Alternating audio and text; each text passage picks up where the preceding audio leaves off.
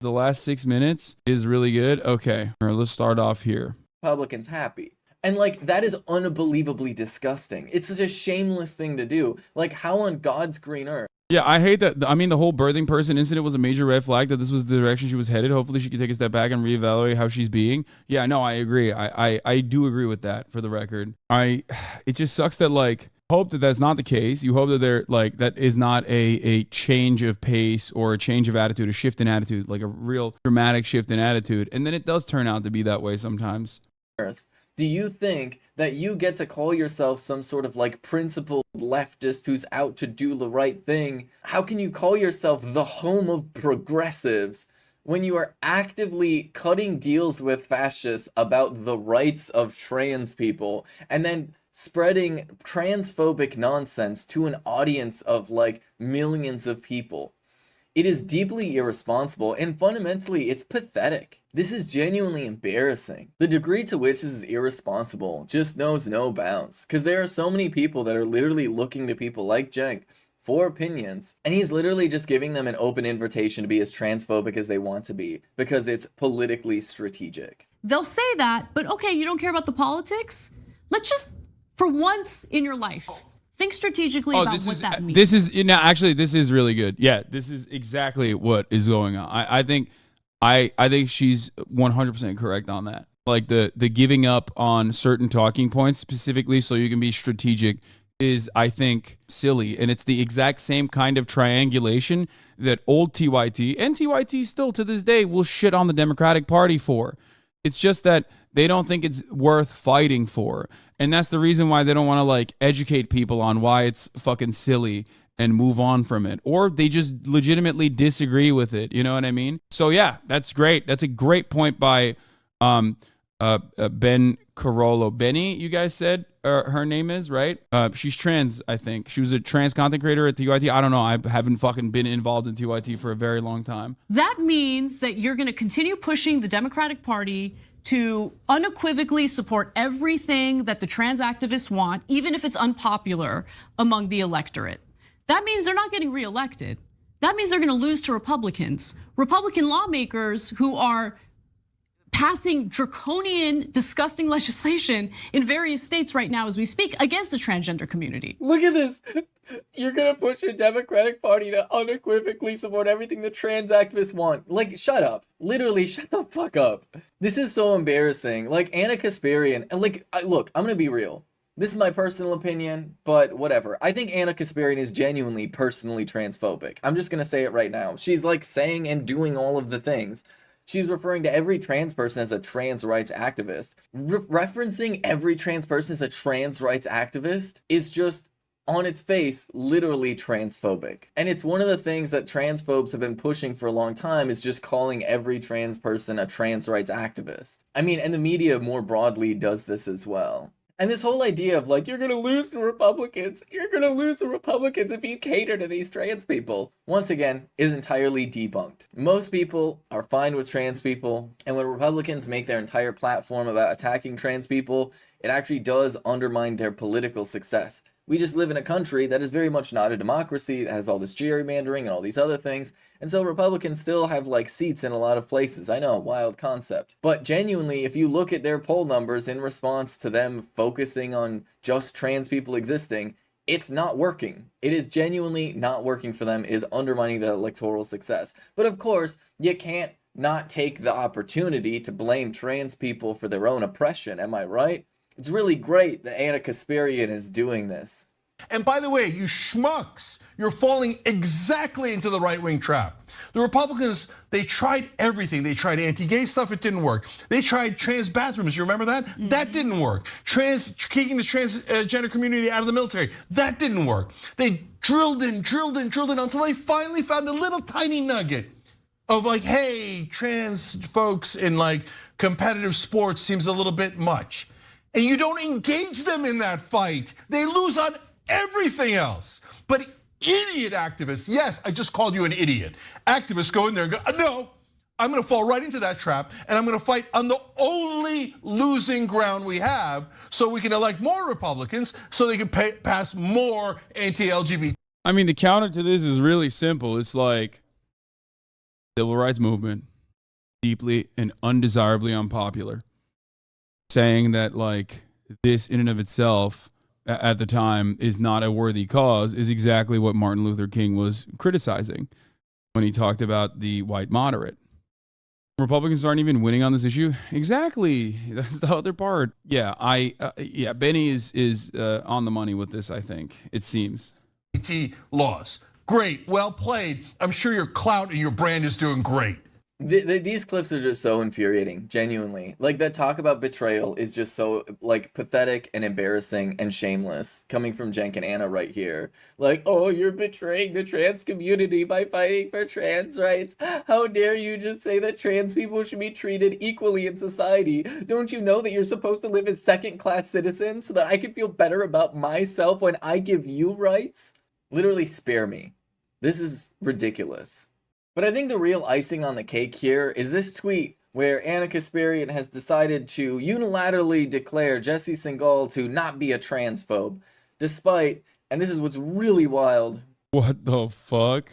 I mean, that is wild. Jesse Singal literally talking to whistleblowers at a Jesse Signal, which by the way, I didn't even fucking realize his name was Singal. I thought it was Signal this whole time. He's a transphobic person. That's all he does. All he does is fucking complain about trans people. He's got trans on the mind non-fucking stop. Cenk reminds me of an uncle I'd get into an argument about homeless people at a Thanksgiving or something. Yeah, it's really funny because I have had an argument with Cenk on that issue. But medical facility that appear to have made some significant HIPAA violations about their patients in sharing the information that they did with Jesse Singal. And, of course, you have him running around spewing all of the same transphobic nonsense that basically your average transphobe is gonna be spreading. You know, the types of things about like, oh, we don't know about hormones, and oh, HRT for kids, and oh my god, it's so terrifying. Oh my goodness, they're turning all of our kids transgender. Oh my god. Singal is a good faith, I think, critical thinker. I'm subscribed to Blocked and Reported. I have listened to endless podcast episodes from Blocked and Reported. I haven't seen anything from Jesse Singal that communicates to me that he is a transphobe, that he is a bad person. I'm not gonna lie, that in and of itself is significantly worse than any of the other tweets that you guys showed me today. You could have just shown me that, and I would have. That is the worst thing I've seen so far. It's the whole like. It's the whole show me why J.K. Rowling is transphobic narrative. You know what I mean? Isn't all Jesse Singal writes about like? Am I mistaking him with Glinner? Is that what it is? Am I thinking of someone else?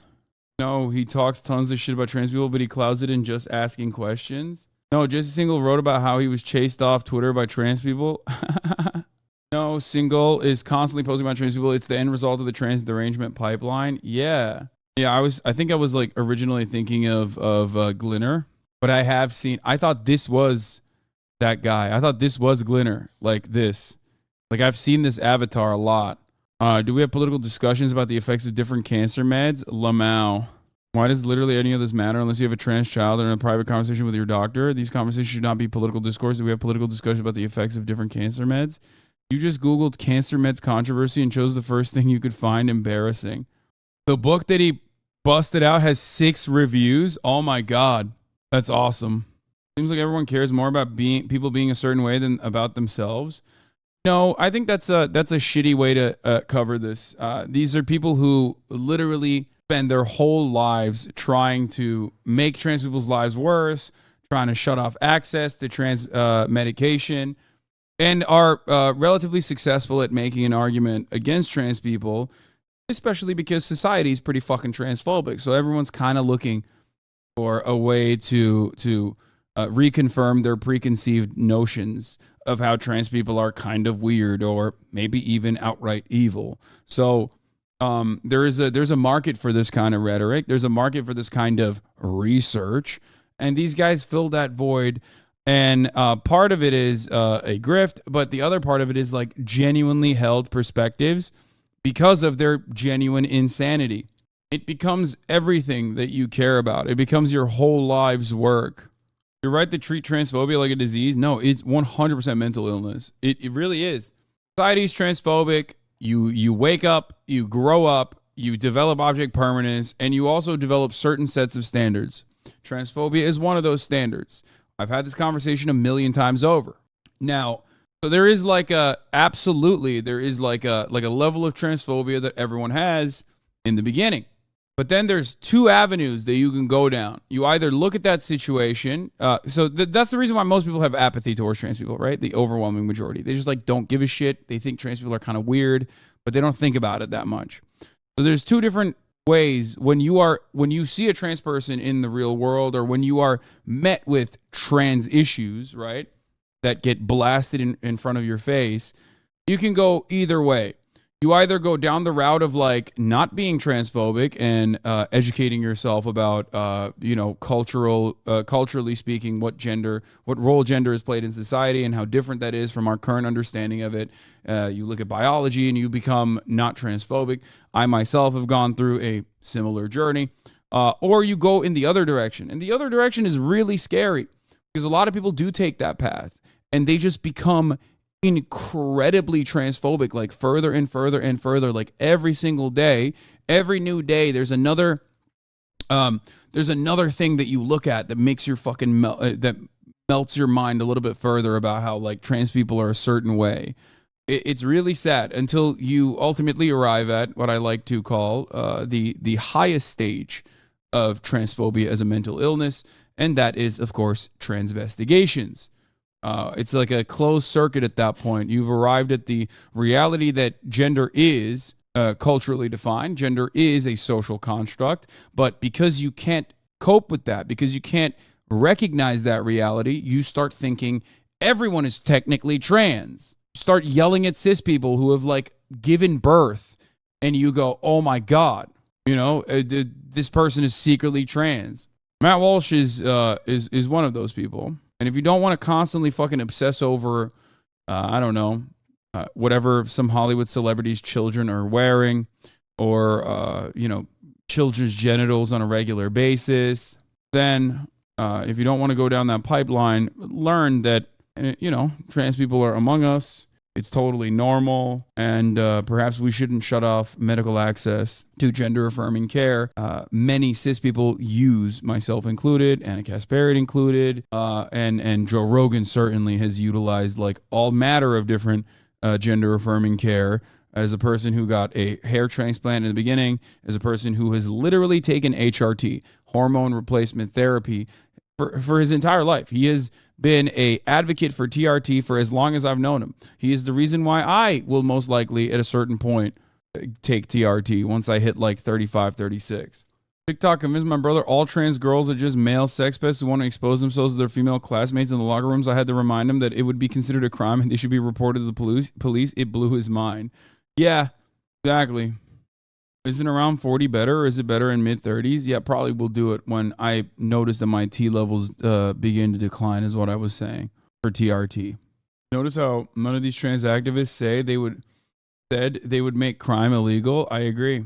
Aren't you scared of penis nipples that Joe has when you do HRT? Honestly, not really. I will have some long-ass nipples, baby. I don't give a fuck. Some suckable-ass nipples like Joe does.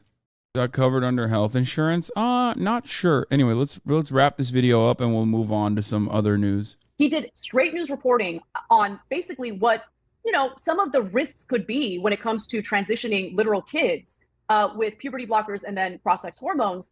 And through his reporting, which I'm very sad to say I didn't really come across until this year, I learned that I was wrong about a bunch of other things. Like, Jesse Singal literally is one of the, like, more notable transphobic people that is out there putting out misinformation about trans people and actively still... Like, this is literally the same as that former New York Times reporter who became, like, an anti-vaxxer, like a psychotic anti-vaxxer who Twitter banned for regularly presenting misinformation about vaccines. The Reefer Madness guy, what's his name? Not Michael Barbaro. No, not Naomi Wolf. No, the fuck Alex Berenson. Thank you. God, I forgot. It was so fucking stupid and irrelevant. But this guy that Anna is talking about is, as far as I've seen, anytime he's ever popped up, is like the same type of guy. He's like the Alex Berenson for trans issues. Stoking the flames of this big wave of anti-trans legislation and And it's just deeply shameless to come in and say, no, I definitely think, as a cisgender woman, think that Jesse Singal is not transphobic at all. So yeah, it's good. It's fine. Trust me. And then of course she starts talking about like, oh, puberty blockers and cross-sex hormones for children. I think the important thing to understand here, and this is a line that I've like continuously told people and like said on TYT myself, that like really what it boils down to is hormone replacement therapy is literally just puberty. Like at the end of the day, it's just puberty. And yeah, whether it's puberty with estrogen or testosterone, it's going to carry some risks just like it does with cisgender children. That's just part of puberty. And it's actually not all that different if it's a trans puberty or a cis puberty, believe it or not. And so anybody fear-mongering about the effects are permanent, yeah, that's kind of the whole point, isn't it? You know? Isn't that like the whole point? But if the effects were really entirely permanent, then transitioning as an adult wouldn't really work, would it? And yet, of course, it does. And you know, it's funny because their biggest fear for what happens to children who are on hormone therapy is that a cisgender child might accidentally get gender dysphoria. You know, the thing that trans children just deal with if they're not allowed to get hormones. And so literally, this is just a nonsense argument of throwing all trans people under a bus out of the hypothetical fear that a cisgender person might take hormones and just realize that it's not for hard to follow. I don't think it's that hard to follow. The entire concept behind puberty blockers and like hormone therapy for teenagers is done, you know, under the watchful eye of medical professionals who know significantly better than we do. No, don't pepega the person. I understand. You can think that it's hard to follow. It's normal. It's valid. And a lot of people take advantage of like the confusion surrounding this issue and cut anti-trans propaganda surrounding it. And the idea that like these puberty blockers specifically are non-reversible is incorrect. And she's saying that they're incorrect because if that was the case, if puberty blockers were irreversible, were permanently irreversible, and there's nothing you can do about it when you take them, then, you know, adults could never transition. Like adult trans people who did not have access to puberty blockers would not ever be able to transition at all. And they can. So clearly it is reversible from that perspective. And I think overall, what transphobes try to say, actually, this is some really good points that even I had not considered. What a lot of anti-trans, transphobic commentators consistently claim is that cis teenagers will get these hormones or these hormone blockers because they think they're trans, but then they're not actually trans. And then all of a sudden they'll develop gender dysphoria. Like that's the whole basis behind transing the child. Oh my God, look at Kaya.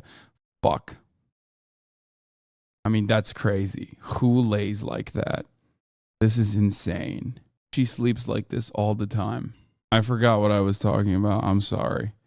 Okay, let's continue. Which at that point, by the way, they could just stop taking hormones. And so really when you take all this together, it seems like Anna Kasparian is fully engulfed into like the conspiracy theories against trans people. And I genuinely think that she believes a lot more than what she's saying. Because I've just seen hints of like just some like extremely rabid transphobic nonsense. And with Cenk seems to be following Anna Kasparian along and kind of seems to be of the vibe of like, oh, no, I'm this big smart news guy and I've been doing this for a long time. I couldn't possibly be wrong, and very much relying on his lack of any type of understanding of biology and just making ridiculous assumptions about the difference between men and women and thinking that that's some sort of like universally applicable thing, not thinking about how hormones play a role in that, and of course is bouncing off of Anna's deeply transphobic energy. And of course he can't help himself but frame himself as like the brilliant galaxy brain reasonable person. And of course all these trans people are just ridiculous and out there and just radical.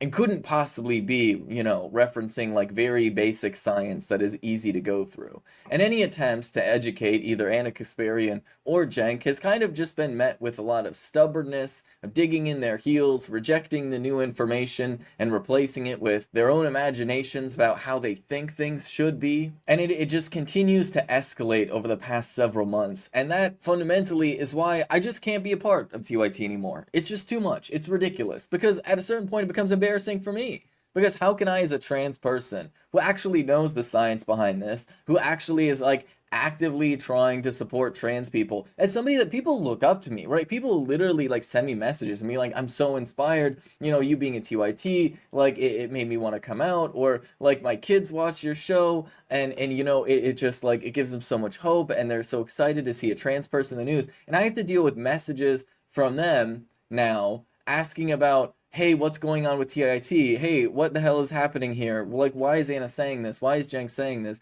And that is just like the amount of like psychic damage that I have to take every single day dealing with not only the transphobic nonsense of the Republicans, but also whatever Cenk and Anna are on right now. It's just too much. And I just, because at a certain point it becomes embarrassing, because then people think that I'm like endorsing their views, and I cannot. I will not. I refuse to lend any support to those views whatsoever, because fundamentally they're dangerous and they're ridiculous and like they're straight up evil. It is just the shameless, selfish ignorance that is fueling this, and just this self-importance coming from both Cenk and Anna, this idea that they don't actually have to listen.